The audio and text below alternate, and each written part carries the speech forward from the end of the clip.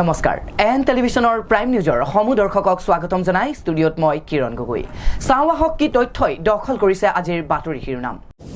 ডিব্ৰুগড়ত অনিয়মীয়া বিদ্যুৎ যোগানৰ বিৰুদ্ধে আসলে শক্তিমন্ত্ৰী নন্দিতা গালুছৰ প্ৰতিমূৰ্তি জ্বলাই প্ৰতিবাদী কাৰ্যসূচী ৰূপায়ণ কৰে প্লাষ্টিক ফ্ৰী ব্ৰহ্মপুত্ৰ থিম লৈ বগীবিলৰ পৰা গুৱাহাটীলৈ এক দুঃসাহসিক নৌকা যাত্ৰাৰ পৰিকল্পনা বুমনি নামৰ এগৰাকী যুৱকৰ 1 জুনত ডিব্ৰুগড়ৰ পৰা গুৱাহাটীলৈ যাত্ৰা আৰম্ভ কৰিব বুমনি নামৰ যুৱকজনে ডিব্ৰুগড়ত সোণোৱাল কছাৰী ছাত্ৰ সন্থাৰ প্ৰতিবাদী কাৰ্যসূচী ব্যক্তিগত ভূমি ৰেল বিভাগে হস্তক্ষেপ কৰাৰ বাবে বৃহৎ অঞ্চলটো প্ৰায় 60টাৰো অধিক পৰিয়াল ভূমি বিনষ্ট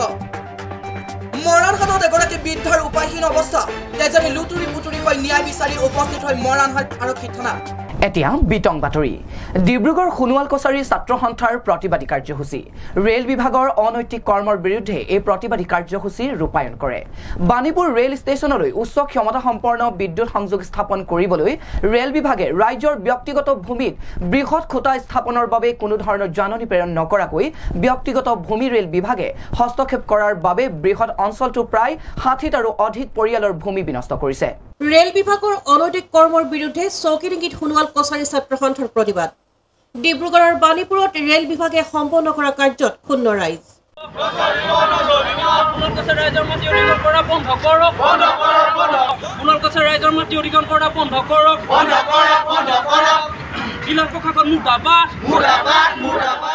কোনো জাননী নিদিয়াকৈ ব্যক্তিগত ভূমিত উচ্চ ক্ষমতা সম্পন্ন বিদ্যুৎ পৰিবাহী খুঁটা স্থাপনৰ কাৰ্য আৰম্ভ ৰেল বিভাগৰ ৰেল বিভাগে স্থানীয় ৰাইজক বিপাঙত পেলাই নিজৰ কৰ্ম সম্পন্ন কৰাৰ সিদ্ধান্তত ক্ষুণ্ণ হৈছে বৃহৎ বাণীপুৰ হাতীমৰা অঞ্চলৰ ৰাইজ বাণীপুৰ ৰেল ষ্টেচনলৈ উচ্চ ক্ষমতা সম্পন্ন বিদ্যুৎ সংযোগ স্থাপন কৰিবলৈ ৰেল বিভাগে ৰাইজৰ ব্যক্তিগত ভূমিত বিদ্যুৎ খুঁটা স্থাপনৰ বাবে কোনো ধৰণৰ জাননী প্ৰেৰণ নকৰাকৈ ব্যক্তিগত ভূমিত ৰেল বিভাগে হস্তক্ষেপ কৰাৰ বাবে বৃহৎ অঞ্চলটো প্ৰায় 60টাৰো অধিক পৰিয়ালৰ ভূমি বিনষ্ট কৰিছে উচ্চ ক্ষমতা সম্পন্ন এই বিদ্যুৎত সংযোগ স্থাপনৰ কৰ্ম কৰাৰ পাছতে ৰাজ্যৰ মাজত হাহাকাৰ সৃষ্টি হৈছে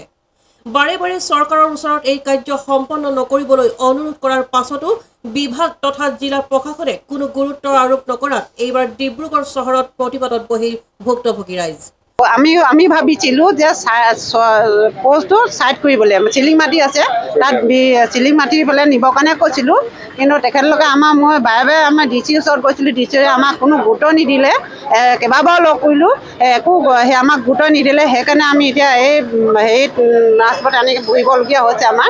যিহেতু মানকটা ৰাইজ আমাৰ জনজাতি ৰাইজ তেওঁলোকে ভূমিপুত্ৰ হয় ইয়াৰ যুগ যুগ ধৰি তেওঁলোকে আমাৰ বাস কৰি আছে গতিকে এইসকলক তেওঁলোকৰ ৰাইজৰ স্থানীয় ৰাইজত আলোচনা নকৰাকৈ বা তেওঁলোকক আগজনো নিদিয়াকৈ মাটি অধিৱেশন ৰেলৱে বিভাগে কৰিছে ৰাজ্য চৰকাৰৰ জিলা প্ৰশাসনৰ দায়িত্ব আছিল যিখিনি ক্ষতিগ্ৰস্ত পৰিয়াল তেওঁলোকৰ আলোচনা কৰি তেওঁলোকে কি পাব কি নাপাব আৰু গোটেই কথাখিনি ক'ত বহালে সেইবিলাক আলোচনা জাননী দিব লাগিছিল আৰু ওচৰতে যিটো চিলিং মাটি আছে তেওঁলোকক এফেক্ট নকৰাকৈ সেই চিলিং কাষত থকা চিলিং মাটিৰে বিদ্যুৎ তাপ বহাব পাৰে যিহেতু উচ্চ ক্ষমতামতে বিদ্যুৎ তাপ বহাব সেই তাৰ তলৰ মাটিখিনি সাধাৰণতে কাম নাথাকে তাত বহুত ৰিস্ক ল'ব লগা হয় কাৰণ মানুহৰ জীৱন বা ধাৰণা এটা তাত পৰিৱেশ নাথাকে সোণোৱাল কছাৰী ছাত্ৰ সন্থাৰ নেতৃত্বত ৰাজ্যে প্ৰতিবাদ কৰি ৰেল বিভাগৰ এই কাৰ্যক বিৰোধিতা কৰে ডিব্ৰুগড় জিলাৰ খনিকৰ মৌজাৰ অন্তৰ্গত আৰু ডিব্ৰুগড় পশ্চিম ৰাজস্বকৰ অধীনৰ নিজ মানকটাবাসী গাঁৱৰ ৰাইজৰ পৰা ৰেল বিভাগৰ যিটো উচ্চ ক্ষমতা সম্পন্ন বিদ্যুৎ তাঁৰ সংযোগ কৰিবলৈ তেওঁলোকে যিটো প্ৰকল্প হাতত লৈছে তাৰ কাৰণে আমাৰ ৰাইজৰ ম্যাদী মাটি আজি চৰকাৰে অধিগ্ৰহণ কৰিছে বলপূৰ্বকভাৱে আৰু হেতুৰ কাৰণে আজি আমাৰ এই আমি যিটো প্ৰতিবাদ সাব্যস্ত কৰিছোঁ সদৌ অসম সোণোৱাল কছাৰী ছাত্ৰ সন্থা সোণোৱাল কছাৰী গণমঞ্চ অসম আৰু সদৌ সোণোৱাল কছাৰী সমাজ আৰু মানকটাবাসী ৰাইজৰ উদ্যোগত আমি এই প্ৰতিবাদটো সাব্যস্ত কৰিছোঁ আমাৰ কথা হ'ল কোনো ধৰণৰ আগজাননী নিদিয়াকৈ আজি চৰকাৰে কিয় আমাৰ মাটি দখল কৰিছে ইতিমধ্যে ডিব্ৰুগড় জিলাৰ মানকটাবাসী ৰাইজে ডিব্ৰুগড় ৰেল ষ্টেচন স্থাপনৰ নামত 500 বিঘাতকৈ অধিক মাটি তেওঁলোকে অসম চৰকাৰক প্ৰদান কৰিছে তেনেস্থলত বাৰে বাৰে কিয় তেওঁলোকে জনজাতি ৰাইজৰ ভূমিত তেওঁলোকে চকু ৰাখিছে আৰু ইতিমধ্যে এই মাটি ম্যাদী হৈ গৈছে বাৰে বাৰে কিয় চকু ৰাখিছে এইটো কাৰণে আমি তীব্ৰ প্ৰতিবাদ সাব্যস্ত কৰিছোঁ ডিব্ৰুগড় জিলা প্ৰশাসনে ডিব্ৰুগড় জিলা উপায়ুক্তই মুহূৰ্তে তেওঁলোকে জোৰ জবৰদস্তি বলপূৰ্বকভাৱে সোণোৱাল কছাৰী ৰাইজক কোনো এটকা ক্ষতিপূৰণ নিদিয়াকৈ সোণোৱাল কছাৰী ৰাইজক উচিত মূল্য নিদিয়াকৈ তেওঁলোকে আজি যি ভূমি দখল কৰিছে, সোণোৱাল কছাৰী ৰাইজৰ জনজাতি ৰাইজৰ যি ভূমি দখল কৰিছে, তাত আমি সদৌ অসম সোণোৱাল কছাৰী তীব্ৰ প্ৰতিবাদ কৰিছোঁ। এই প্ৰতিবাদস্থলীৰ পৰাই ডিব্ৰুগড় জিলা উপায়ুক্ত মহোদয়ক আমি সকীয়াই দিব বিচাৰিছোঁ যে এই ধৰণে যদি জনজাতি ৰাইজৰ ভূমি দখল কৰে, এই ধৰণে যদি সোণোৱাল কছাৰী ৰাইজৰ ভূমি দখল কৰি থাকে, তেতিয়াহ'লে সদৌ অসম সোণোৱাল কছাৰী বুলি কৈ নাথাকে। ইয়াতকৈ তীব্ৰ গণতান্ত্ৰিক আন্দোলন কৰিবলৈ আমি বাধ্য হ'ম। অসম চৰকাৰে, ভাৰত চৰকাৰে সোণোৱাল কছাৰী ৰাইজৰ কাৰণে 1989 ST and SC atrocity act, Sonowal জনজাতি অনুসূচিত জাতি আৰু জনজাতি নিৰ্যাতন বিৰোধী আইন প্ৰণয়ন কৰাৰ পিছতো কিন্তু চৰকাৰী পক্ষই বাৰে বাৰে সোণোৱাল কছাৰী ৰাইজক নিৰ্যাতন কৰি আছে। তেওঁলোকে বাৰে বাৰে সোণোৱাল কছাৰী ৰাইজৰ ভূমি দখল কৰি অসমৰ উন্নয়নৰ নামত সোণোৱাল কছাৰী ৰাইজক ভূমিহীন কৰিব বিচাৰিছে। সেইকাৰণে আমি অসমৰ মাননীয় হিমন্ত বিশ্ব শৰ্মা চৰকাৰদেৱক আমি এই প্ৰতিবাদস্থলীৰ পৰা সকীয়াই দিব বিচাৰিছোঁ। এই ধৰণে যদি বাৰে বাৰে সোণোৱাল কছাৰী ৰাইজক উচ্ছেদ কৰি থাকে, কিন্তু সোণোৱাল কছাৰী ৰাইজে হাবাথুৰি বহি নাথাকিব। ইয়াতকৈ তীব্ৰ আন্দোলন কৰিব, তাৰ কাৰণে জগৰীয়া হ'ব হিমন্ত বিশ্ব শৰ্মা চৰকাৰ, তাৰ কাৰণে জগৰীয়া হ'ব ডিব্ৰুগড় জিলা উপায়ুক্ত মহোদয়। ইয়াকে আমি প্ৰতিবাদস্থলীৰ পৰা তেখেতক আমি সকীয়াই দিব বিচাৰিছোঁ। আৰু সোণোৱাল কছাৰী এই ক্ষতিগ্ৰস্ত ৰাইজে বাৰে বাৰে ডিব্ৰুগড় জিলা উপায়ুক্ত মহোদয় যোগাযোগ কৰিও তেওঁক লগ কৰিবলৈ গ'লেও কিন্তু তেওঁ লগ নিদিলে। তেওঁলোকক তেওঁ ওচৰলৈ 4-5 বাৰ যোৱাৰ পিছতো সোণোৱাল কছাৰী ৰাইজক তেওঁ এদিনো তেওঁলোকৰ আলোচনা নকৰি পিনে নিৰাশাকাৰে ঘূৰাই দিলে। এইটো কিন্তু এই প্ৰতিবাদস্থলীৰ পৰাই ডিব্ৰুগড় জিলা উপায়ুক্ত মহোদয়ক কৈছোঁ, যিহেতু তেওঁ এই জিলাখনৰ ৰাইজৰ এজন প্ৰতিনিধি, ৰাইজৰ কথা তেওঁ শুনিবলৈ বহি আছে, কিন্তু তেওঁ সেই ৰাইজৰ কথা নুশুনি পিনে তেওঁ যদি AC ৰুমত বহি থাকে, ৰাইজৰ কথা যদি কাণ নেপাতি তেখেতে যদি ৰাইজক তেওঁ যদি দুৱাৰমুখৰ পৰা বাৰে বাৰে ঘূৰাই পঠিয়াই দিয়ে, ইয়াতকৈ লজ্জাজনক বিষয় নাথাকে। সেইটো কাৰণে আমি তেখেতক শুনাই দিব বিচাৰিছোঁ যে অনুসূচিত জাতি জনজাতি নিৰ্যাতন বিৰোধী আইন আছে, সেই আইনৰ গন্তিত বা সেই আইনখন তেওঁলোকে যদি অৱমাননা কৰে, তেতিয়াহ'লে অসমত আৰু জনজাতিসকলৰ আমি যে জীয়াই থাকিব যে পাৰিম, তাৰ কোনো তাৰ আমাৰ হেৰি নাথাকিব। সেইকাৰণে আজি এই প্ৰতিবাদস্থলীৰ পৰাই আমি ডিব্ৰুগড় জিলাৰ প্ৰশাসনক বা ডিব্ৰুগড় জিলা উপায়ুক্ত মহোদয়ক আমি এই প্ৰতিবাদস্থলীৰ পৰাই অনুৰোধ জনাইছোঁ যে জনজাতিৰ ৰাইজক তেওঁ নেগলেক্ট নকৰিব, কছাৰী বুলি তেওঁলোক নেগলেক্ট নকৰিব। তেওঁ যদি লগ কৰিবলৈ যায়, তেওঁ জনতাৰ কথাখিনি শুনিবৰ কাৰণে সেই ৰূপটোত আছে বা এই দায়িত্বত আছে। সেইকাৰণে তেওঁ জনতাৰ কথাখিনি শুনিবৰ কাৰণে আমি এই প্ৰতিবাদস্থলীৰ পৰাই তেখেতক আমি অনুৰোধ জনাইছোঁ। ডিব্ৰুগড়ৰ পৰা জয়ৰ সহযোগত আইনুল আহমেদৰ ৰিপৰ্ট AN টেলিভিজন। ডিব্ৰুগড়ত অনিয়মীয়া বিদ্যুৎ যোগানৰ বিৰুদ্ধে আছুৱে অসম শক্তি বিতৰণ কোম্পানী লিমিটেডৰ মুখ্য কাৰ্যবাহী বিষয়া কাৰ্যালয়ৰ চৌহদত শক্তিমন্ত্ৰী নন্দিতা গালুছৰ প্ৰতিমূৰ্তি জ্বলাই প্ৰতিবাদী কাৰ্যসূচী ৰূপায়ণ কৰে। ইয়াৰ উপৰিও প্ৰতিবাদী কাৰ্যসূচীত বিদ্যুৎ মাচুল অতি শীঘ্ৰে হ্ৰাস কৰাৰ দাবীত বিভিন্ন প্ৰতিবাদী শ্লোগানেৰে পৰিৱেশ উত্তাল কৰি তোলে। অনিয়মীয়া বিদ্যুৎ যোগানৰ প্ৰতিবাদত ডিব্ৰুগড়ত আছুৰ প্ৰতিবাদ।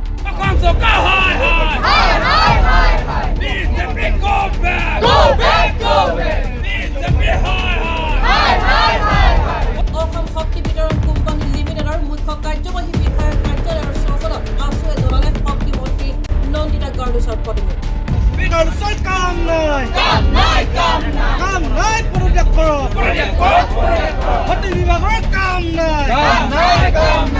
ৰাজ্যৰ শক্তিমন্ত্ৰীৰ ত্ৰৈলক্ষতা আৰু অদূৰদৰ্শীৰ বাবে সঘনাই বিদ্যুৎ লোড শ্বেডিং হৈ থকাৰ অভিযোগ তুলিছে।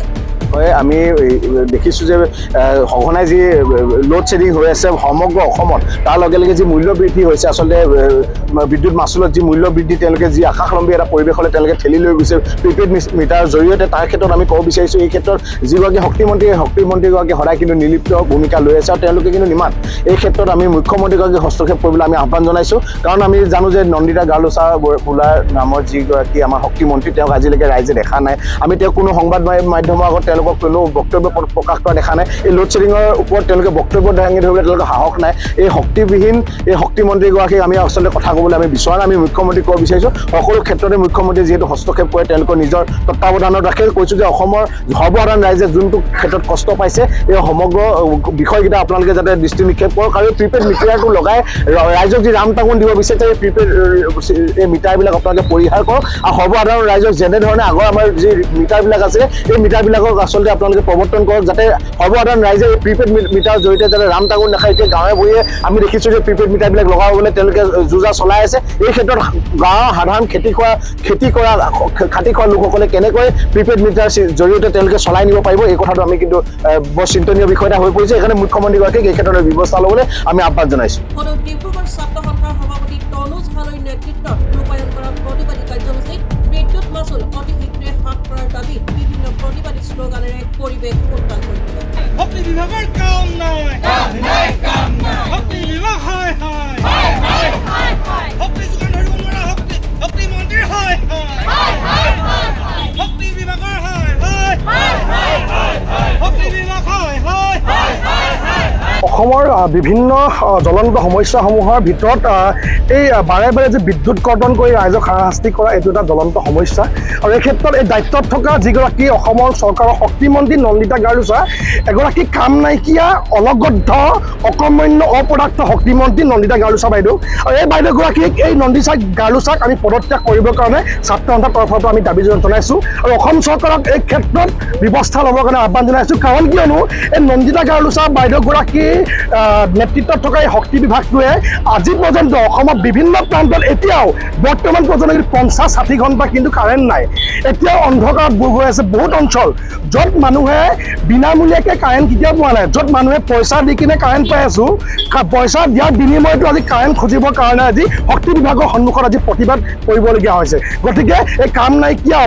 অপদাৰ্থ এই শক্তিমন্ত্ৰীগৰাকীক পদত্যাগ কৰিবৰ কাৰণে ছাত্ৰ সন্থাৰ ফালৰ পৰা আমি দাবী জনাইছোঁ লগতে এটা কথা ক'ব বিচাৰোঁ যেতিয়াই আমি শক্তি বিভাগৰ কাৰ্যালয়ত আহি প্ৰতিবাদ সাব্যস্ত কৰোঁ তেতিয়া শক্তি বিভাগৰ বিষয়ে আহি কিনে কয় আমাৰ লোড শ্বেডিং কিবা আছে কামুক আছে আমাক চৰকাৰে এইখিনি আমাক অনুমতি দিয়া নাই কিন্তু এনেকুৱা ধৰণৰ ভুবুৱা কথা কিছুমান কৈ শক্তি বিভাগৰ বিষয়াসকলে বাচিবলৈ চেষ্টা কৰে গতিকে অসমৰ প্ৰত্যেকটো অঞ্চলৰ প্ৰত্যেকটো চাব ডিভিজনৰ প্ৰত্যেকজন বিষয়াক আমি এটা কথা ক'ব বিচাৰোঁ যে ৰাইজে বিনামূলীয়াকৈ কিন্তু কাৰেণ্ট পোৱা নাই ৰাইজে পইচা দিছে কাৰেণ্ট লৈছে এই ক্ষেত্ৰত কিন্তু হেমাহীন নকৰিবৰ কাৰণে আহ্বান জনাইছোঁ আৰু যদি এনে ক্ষেত্ৰত যদি কেতিয়াবা পুনৰ আকৌ যদি এনেকুৱা ধৰণৰ প্ৰতিবাদী সন্মুখীন হ'বলগীয়া হয় তেতিয়াহ'লে কিন্তু শক্তি বিভাগৰ মন্ত্ৰীৰ লগতে প্ৰত্যেকটো চাব ডিভিজনৰ বিষয়াখিনি পুতলিকে দাহ কৰিবৰ কাৰণে ছাত্ৰ সন্থা আমি সাজু আছোঁ ডিব্ৰুগড়ৰ পৰা আইনুলৰ সহযোগত জয় ইছলামৰ ৰিপৰ্ট AM টেলিভিজন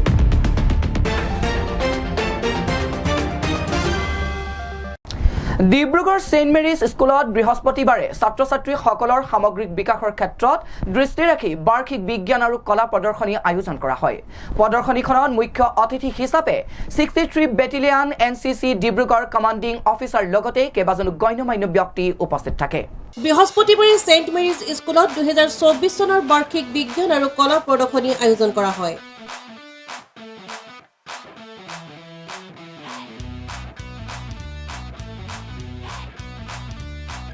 অনুষ্ঠানত মেগা এক্সপোৰ মুখ্য অতিথি হিচাপে উপস্থিত থাকে BNNCC Dibrugarh commanding officer colonel Surajit Singh SM আৰু তিনিচুকীয়া ছেক্ৰেটাৰিয়েট প্ৰভিন্সৰ vice provincial senior JC James MS MHCৰ লগতে প্ৰাক্তন শিক্ষক প্ৰাক্তন ছাত্ৰ ছাত্ৰী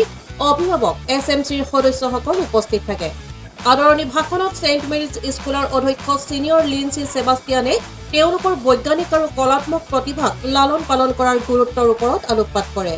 কৰ্ণেল সিঙে তেওঁৰ ভাষণত বিজ্ঞান আৰু প্ৰযুক্তিৰ নিৰন্তৰ অন্বেষণ আৰু উদ্ভাৱনৰ প্ৰয়োজনীয়তাৰ ওপৰত গুৰুত্ব আৰোপ কৰি ছাত্ৰ ছাত্ৰীসকলক তাৰ সীমাবদ্ধতাক ঠেলি দিবলৈ আহ্বান জনায় অনুষ্ঠানৰ শেষত ছাত্ৰ ছাত্ৰীৰ প্ৰদৰ্শনীৰ এক সজীৱ প্ৰদৰ্শনৰ সূচনা হয় বিদ্যালয়ৰ অধ্যাপকসকলৰ সক্ষম নিৰ্দেশনাত ছাত্ৰ ছাত্ৰীসকলে সমাজ বিজ্ঞান তথ্য প্ৰযুক্তি গণিত সাহিত্য পৰিৱেশ অধ্যয়ন অসমীয়া বাংলা বিহাৰী নেপালী 2020ক প্ৰতিনিধিত্ব কৰি বিভিন্ন ক্ষেত্ৰত নিজৰ প্ৰতিভা প্ৰদৰ্শন কৰে জনজাতীয় আৰু আদিবাসী সম্প্ৰদায়ৰ ছাত্ৰ ছাত্ৰীসকলৰ বিজ্ঞান আৰু কলা প্ৰকল্পই দৰ্শনাৰ্থীসকলক তেওঁলোকৰ কৌশল আৰু সৃষ্টিশীলতাৰে আপ্লুত কৰে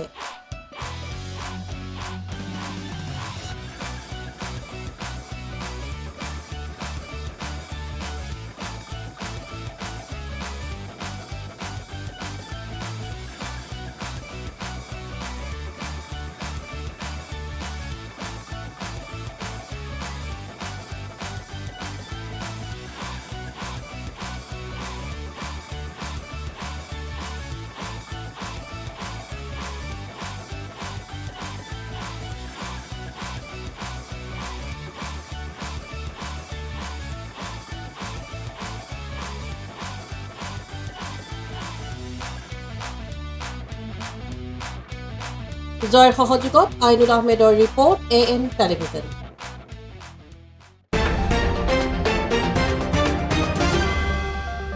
প্লাষ্টিক ফ্ৰী ব্ৰহ্মপুত্ৰৰ থিম লৈ বগীবিলৰ পৰা গুৱাহাটীলৈ এক দুঃসাহসিক নৌকা যাত্ৰাৰ পৰিকল্পনা বুমনি নামৰ এজন যুৱকৰ 3300টা প্লাষ্টিক বটলেৰে নিৰ্মাণ কৰি উলিওৱা নাওৰে 1 জুনত যাত্ৰা আৰম্ভ কৰিব ডিব্ৰুগড়ৰ বুমনি নামৰ যুৱকজনে আনহাতে পূৰ্বতেও তেওঁ প্লাষ্টিক বটলেৰে নিৰ্মাণ কৰা নাওৰে ব্ৰহ্মপুত্ৰৰ বুকুৱেদি মাজুলী দিহিংমুখ চনকপাৰা আদি ঠাইলৈ যাত্ৰা কৰিছিল প্লাষ্টিকৰ পেলনীয়া বটলেৰে নিৰ্মাণ কৰা এখন নাওত উঠি বগীবিলৰ পৰা ব্ৰহ্মপুত্ৰৰ বুকুৱেদি গুৱাহাটীলৈ যাব ওলাইছে ডিব্ৰুগড়ৰ বুমনি নাওখনেৰে ব্ৰহ্মপুত্ৰৰ কোবাল সোঁত ফালি গৈ থাকিব বমনি আৰু এই যাত্ৰাকালত বমনিয়ে বিশাল নদীখনত উপঙি থকা প্লাষ্টিকৰ পেলনীয়া বটল আন প্লাষ্টিকৰ আৱৰ্জনাসমূহ বুটলি বুটলি গুৱাহাটী পাবগৈ। প্ৰকৃততে বমনিৰ উদ্দেশ্য সেইটো অসম আৰু অসমীয়া জাতিৰ আয়ুস ৰেখা ব্ৰহ্মপুত্ৰখন প্ৰদূষণমুক্ত কৰাৰ ক্ষুদ্ৰ প্ৰয়াস বমনিৰ এয়া।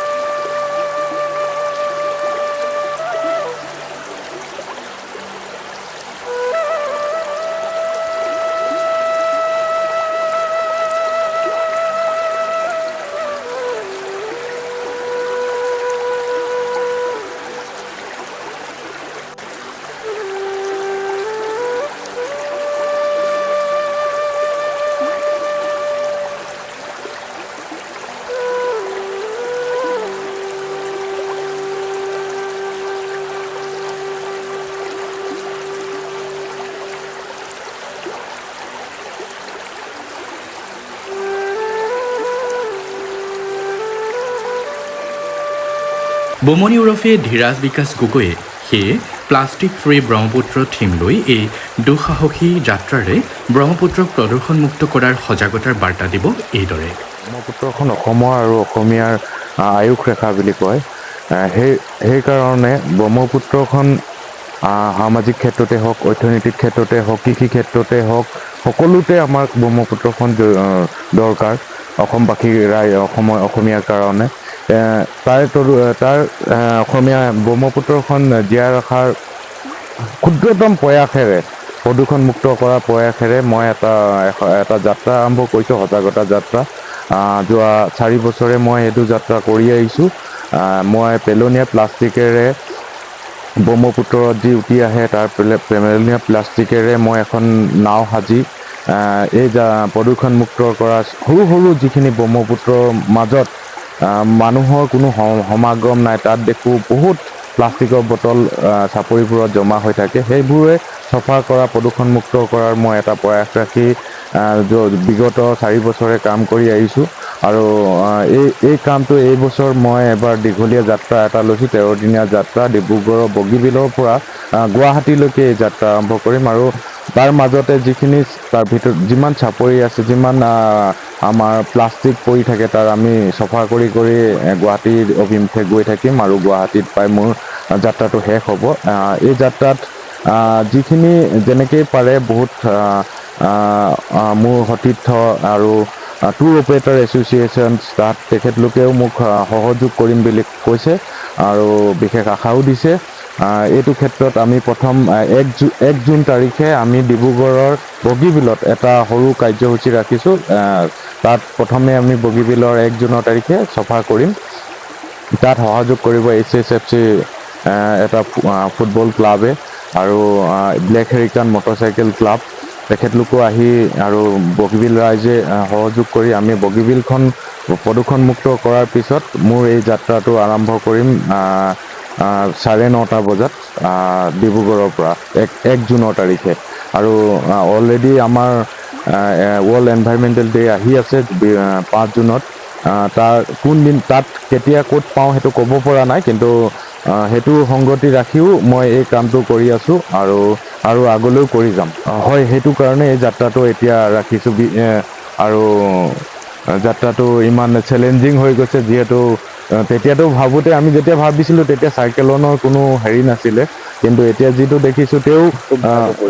ভয়াৱহ পৰিস্থিতি হয়। কিন্তু তেও আমি লক্ষ্য যেতিয়া বান্ধি লৈছোঁ, লক্ষ্যটোত আমি যাবই লাগিব। সেইকাৰণে আমি ভাবি লৈছোঁ ভগৱানৰ ওপৰত প্ৰাৰ্থনা কৰি আমি আমাৰ যাত্ৰা আৰম্ভ কৰিম। মই এই পদক্ষেপ 2021ত প্ৰথম পদক্ষেপ লৈছিলোঁ। মই এই যাত্ৰা ডিব্ৰুগড় বগীবিলৰ পৰা মাজুলীলৈকে কৰিছিলোঁ। তাৰ ভিতৰত মাজুলীলৈকে যিমান আমাৰ চৰ চাপৰি আছে, যিমান জনশূন্য জেগাত দেখিছিলোঁ মই বহুত প্লাষ্টিক কি হয় বাৰিষাত উটি গৈ তাত জমা হৈ ৰখি থাকে আৰু তাত ব্ৰহ্মপুত্ৰখন প্ৰদূষণ কৰি আছে। সেইকাৰণে মই এই প্লাষ্টিক বটলেৰে মই মানুহক সজাগতা কৰি যে কি আমি বটলবোৰ যদি আমি পেলাই নিদি ক'ৰবাত ৰাখি ৰিচাইকেলিঙৰ কথা চিন্তা কৰোঁ বা কিবা বেলেগ ধৰণৰ কথা চিন্তা কৰি যদি ইউজ কৰোঁ প্ৰদূষণ নহয় তেতিয়া কেলে কি মানুহৰ জীৱনত প্লাষ্টিকটো জৰুৰী হৈ পৰিছে আপুনি এতিয়া পানী এতিয়া কিনা পানী খাব লাগে কিন্তু বটলটো আছে কিন্তু খাই আপোনালোকে বটলটো পেলাই নিদিব নোৱাৰো অকল নদীখনৰ কথা কোৱা নাই ক'তো পেলাই নিদিব তাক এটা জেগাত ৰাখি দিব যি জেগাতে ৰিচাইকেলিং যি কোম্পানী আছে তেখেতলোকে লৈ যাব বা একে জেগাত গোটাই ৰাখিব তেতিয়া চাফা কৰিবলৈও ভাল হয় আৰু মই অসমবাসীক আহ্বান কৰিছোঁ যে কি আমি ব্ৰহ্মপুত্ৰখন প্ৰদূষণমুক্ত কৰাৰ মই যি চেষ্টা চলাই আছোঁ মই ভাবোঁ যে কি সকলো অসমবাসীৰ এটা চেষ্টা চলাই যাব লাগে অকল ব্ৰহ্মপুত্ৰখনেই নহয় মই যিহেতু ব্ৰহ্মপুত্ৰখনক লৈ কাম কৰি আছোঁ কিন্তু অসমখনক লৈ এই সোণালী অসমখনক লৈ যি সোণৰ অসম বুলি কয় সেইখন আমি আকৌ নতুনকৈ গঢ়াৰ চেষ্টাৰে প্ৰথমে আমি ভাবিব লাগিব প্লাষ্টিক মুক্ত কৰা এইখন সুৰক্ষিত আমি সুৰক্ষিত বুলিয়ে ভাবোঁ যিহেতু আমি নিজেই বনাই লৈছোঁ মই ইয়াৰ দৈৰ্ঘ্যতা হৈ গ'ল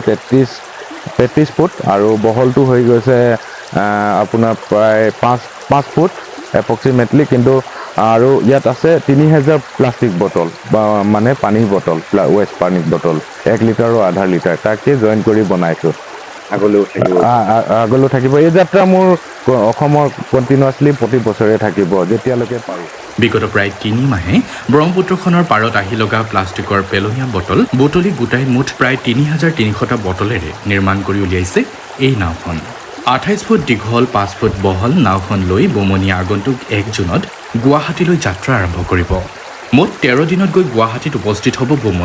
বমনিয়ে 3 সতীৰ্থৰ সৈতে যাত্ৰা কৰিব বটলৰ নাওখনত উল্লেখ্য যে ইয়াৰ পূৰ্বে প্লাষ্টিকৰ বটলৰ নাৱেৰে বমনিয়ে ব্ৰহ্মপুত্ৰৰ বুকুৱেদি মাজুলী দিহিংমুখ চনকপাৰা ইত্যাদি ঠাইলৈ একেই থিম লৈ যাত্ৰা কৰিছিল এইবাৰৰ এই যাত্ৰাকালত ব্ৰহ্মপুত্ৰৰ পাৰে পাৰে কেইবা ঠাইত সহায় কৰিব বমনিক পৰ্যটনৰ লগত জড়িত সংগঠনেও ডিব্ৰুগড়ৰ পৰা জয়ৰ সহযোগত আইনুল আহমেদৰ ৰিপৰ্ট AN টেলিভিছন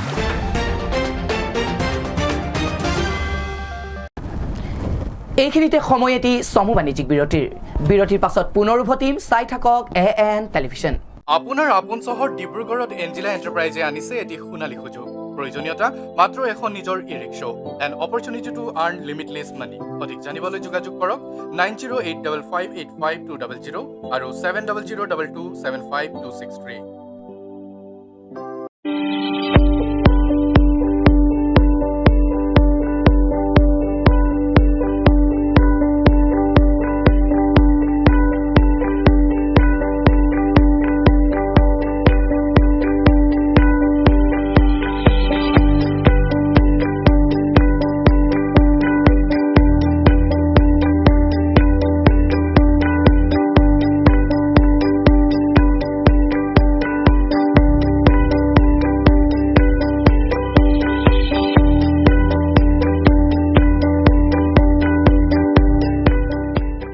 উভতি আহিছো বাতৰি মাজলৈ পশ্চিম যোৰহাটৰ এগৰাকী কিশোৰী মৃত্যুৰ ঘটনাই চাঞ্চল্যৰ পৰিৱেশ সৃষ্টি কৰিছে 15 বছৰীয়া এগৰাকী কিশোৰী বলপূৰ্বকভাৱে পশ্চিম যোৰহাটৰ বৰখুজৰ পৰা উঠাই নি বুধবাৰে ৰাতি প্ৰায় 6 মান বজাত চাৰিঙীয়া বৰভেটিৰ ৰাস্তাত পেলাই থৈ যায় যাৰ ফলত কিশোৰীগৰাকী থিতাতে নিহত হয় এই ঘটনাৰ পাছতে পৰিয়ালৰ লোকসকলে অংকুৰ দাস নামৰ এজন যুৱকক সন্দেহ কৰাৰ লগতে ন্যায় বিচাৰি কান্দোনত ভাগি পৰিছে পশ্চিম যোৰহাটৰ এগৰাকী কিশোৰীৰ মৃত্যুক লৈ চাঞ্চল্য যোৰহাটত পশ্চিম যোৰহাটৰ বৰভেটি পথৰ পৰা কিশোৰীক বলপূৰ্বক বাইকত উঠাই নি হত্যা কৰি দুৰ্ঘটনাৰ ৰূপ দিয়াৰ অভিযোগ উল্লেখযোগ্য যে 15 বছৰীয়া এগৰাকী কিশোৰীক বলপূৰ্বকভাৱে পশ্চিম যোৰহাটৰ বৰখুজৰ পৰা উঠাই নি বুধবাৰে ৰাতি প্ৰায় 6 মান বজাত চাৰিঙীয়া বৰভেটি ৰাস্তাত দুৰ্ঘটনাত কিশোৰীগৰাকী থিতাতে নিহত হয় কিশোৰীগৰাকীক মৃত অৱস্থাত পাই কান্দোনৰ ৰোল উঠিছে পশ্চিম যোৰহাটত সন্ধিয়া 5 মান বজাৰ পৰা নিৰুদ্দেশ হৈ আছিল দহতীয়া হাইস্কুলৰ ছাত্ৰীগৰাকী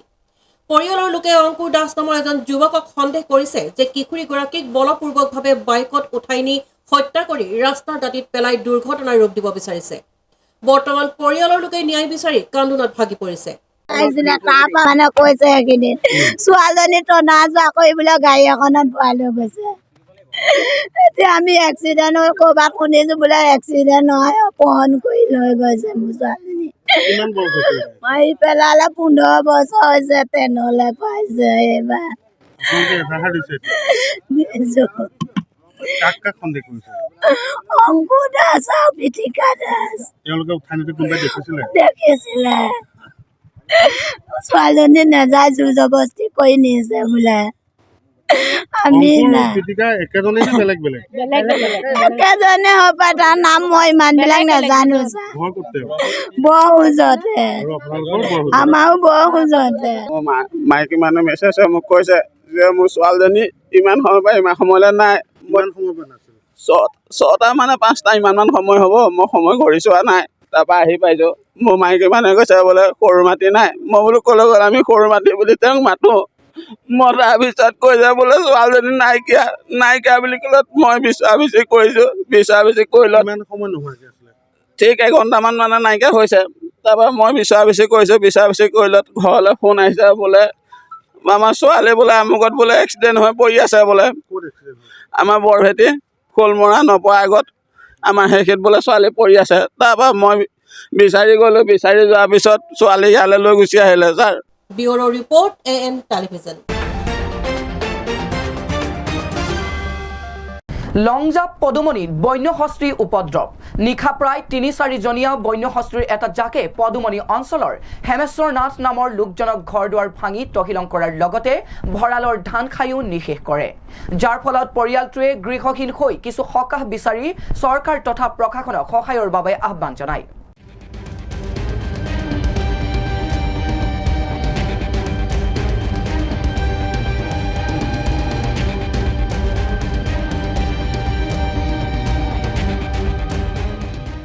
বানৰ মাজতে কামপুৰৰ লংজাপ পদুমণিত বন্যহস্তীৰ উপদ্ৰৱ নিশা প্ৰায় ৩-৪জনীয়া বন্যহস্তীৰ এটা জাকে উপদ্ৰৱ চলালে এজন লোকৰ বাসগৃহত পদুমণিৰ হেমেশ্বৰ নাথ নামৰ লোকজনৰ ঘৰ দুৱাৰ ভাঙি তহিলং কৰাৰ লগতে খাই উদং কৰিলে ভঁৰালৰ ধান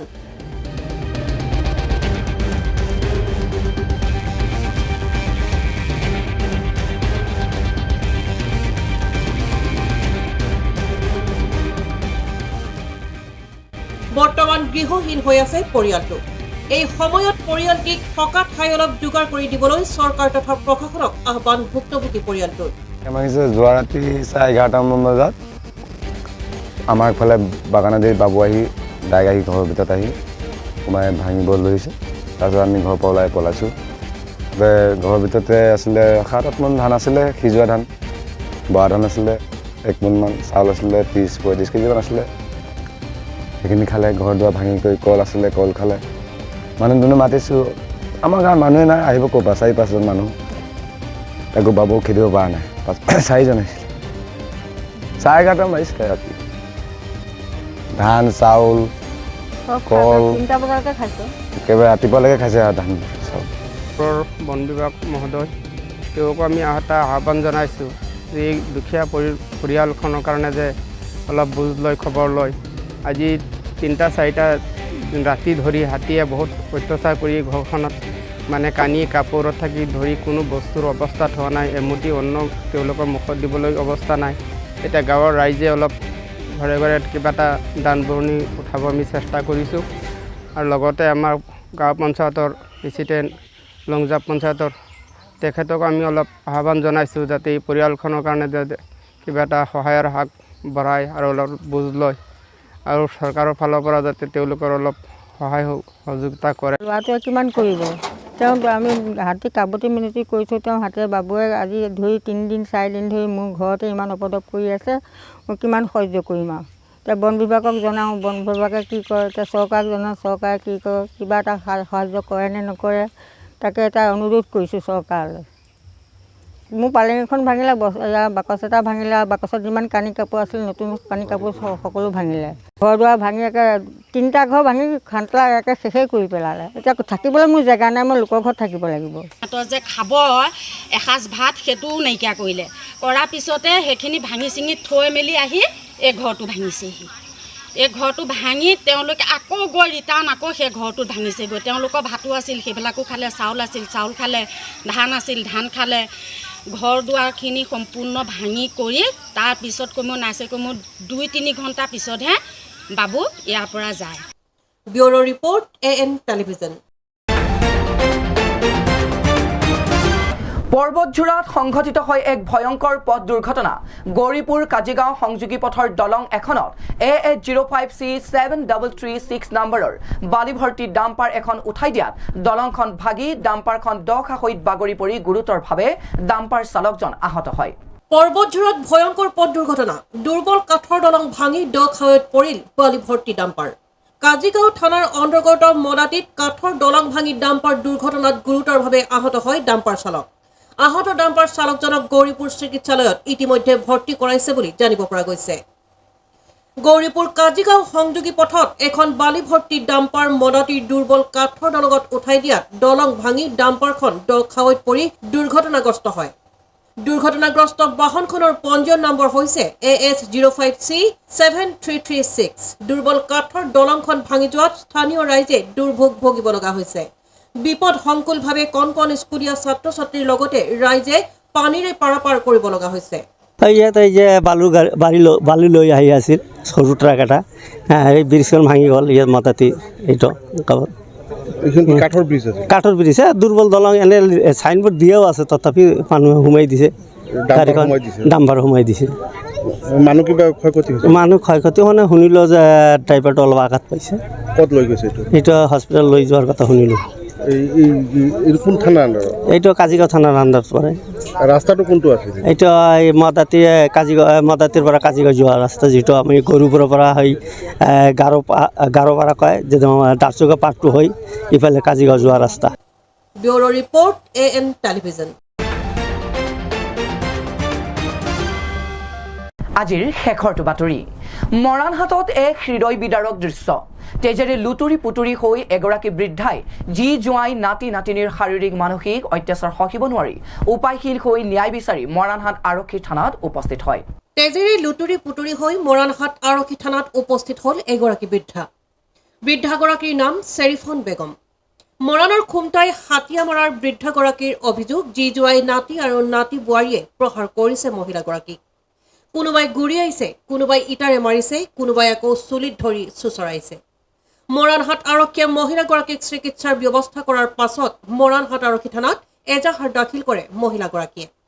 বৃদ্ধ মহিলাগৰাকীৰ অভিযোগ মাটি বাৰী সংক্ৰান্তত নিজৰেই যি নাছিমা বেগম জোৱাই জাকিৰ আলী নাতি ৰেহিম আলী আৰু নাতি বোৱাৰী জেনিফা বেগম চাৰিওজনে মিলি বেয়াকৈ মাৰধৰ কৰিছে এই ঘটনাৰ পিছতে অসহায় হৈ পৰিছে বৃদ্ধাগৰাকী ইফালে খুমটাই চাহ বাগিচাৰ স্থায়ী শ্ৰমিক হিচাপে কৰ্মৰত বৃদ্ধাগৰাকীৰ একমাত্ৰ পুত্ৰ নবাব আলীও নাথাকে বৃদ্ধাগৰাকীৰ সৈতে সেয়েহে অৱশেষত বৃদ্ধা মহিলাগৰাকীয়ে ন্যায় বিচাৰি উপস্থিত হৈছে মৰাণহাট আৰক্ষী থানাত মই সেই বেৰ দিছিলে সিহঁতক কওঁতে সিহঁতি দৌৰি আহিলে বস্তু পানী লৈছে মোৰ এইটো মই ক'লোঁ মোৰ ল'ৰাই আহোঁতে মোৰ ল'ৰাই নাথাকা অৱস্থাত মই একো ল'ব নিদিওঁ তই ল তোক বোলে মাৰিয়ে পেলাম বুলিকে এই যে পেলালে প্ৰথমে জোঁৱাই মাৰিলে তাৰপিছত তাৰ ল'ৰাটো জোঁৱাই জাকিৰ আলী তাৰপিছত তাৰ ল'ৰাটো মাৰিলে ৰেহিম আলী তাৰপিছত নাছিমা বেগম এইটো ছোৱালী তাৰ মোৰ ছোৱালী তাক মৰাই দিম বুলিকে তাক সদায় বোলে সিহঁতি কাজিয়া কৰে এনেকৈ কৈকে সি ধৰি আহিলে তাৰপিছত মই ক'লোঁ ৰেহিমক ক'লোঁ এই বুঢ়ী মাইকী লৈকে মোক গালি পাৰিছ সৰুৰ পৰা তুলাই ডাঙৰ কৰিলোঁ এতিয়া মোক মাৰিব আহিছ তেতিয়া কৈছে কি বুঢ়ী মাইকী কেলে কবি বোলে তয়েতো বুঢ়ী তো তাৰ মাইকীটোৰ বয়স বেছি সেইটো লৈ বুঢ়ী কওঁ যে সেইটো কাৰণে কৈছে বুঢ়ী মাইকীটো চল তোকে বিয়া দিম বুলিকে তাইও মাৰিলে মোক ইটালৈ ওচৰ চপিয়াই চাইছে সহায় নকৰিলে কোনো হয় বেৰ দিয়া আছে আৰু নতুন বেৰ দি আছে এইফালে সেই চাইডততো এইপিনে চবে বহুত দূৰত আছে অলপ আৰু সেই মাটিডোখৰ ল'ম বুলিকে সেই সদায় মাটি কৰিছ মাটিডোখৰৰ বিষয় লৈ ল'ৰাটোক জনালোঁ তো ক'লে দেওবাৰে মিটিং কৰিম আৰু টিউবৱেলটো ভাঙি দিলোঁ যে সেইটো কাৰণে মানে সি কৈছে মাটি মোৰ হয় 2 কঠা 2.5 লোচা আছে তো 2.5 লোচাটো তাৰ হয় 2.5 লোচাটো তাৰ হয় মোৰ 2 কঠা হয় সেই 2.5 লোচা মাটি লৈ মই ক'লোঁ মোৰ যোনে থাকিব তাৰে ডাঙৰ হ'ব বুলিকে সেই 2.5 লোচাটো কিনা কৰালোঁ সেই কিনা কৰে 20 ফুট বহল আৰু 40 ফুট দীঘল সেইটোৱে জোঁৱাই কিনা হয় সেই কিনা মাটিটোত আহি পেলাই এতিয়া মোৰ মাটিটো গোটেইটো নিদিওঁ কি কৰিবি তোক মাৰি পেলাম সেইটো কৈ থাকে ব্যুৰো ৰিপৰ্ট AN টেলিভিজন আজিৰ বাতৰি ইমানেই AN টেলিভিছনৰ ষ্টুডিঅ'ৰ পৰা মই কিৰণে ইমানতে বিদায় লৈছোঁ ধন্যবাদ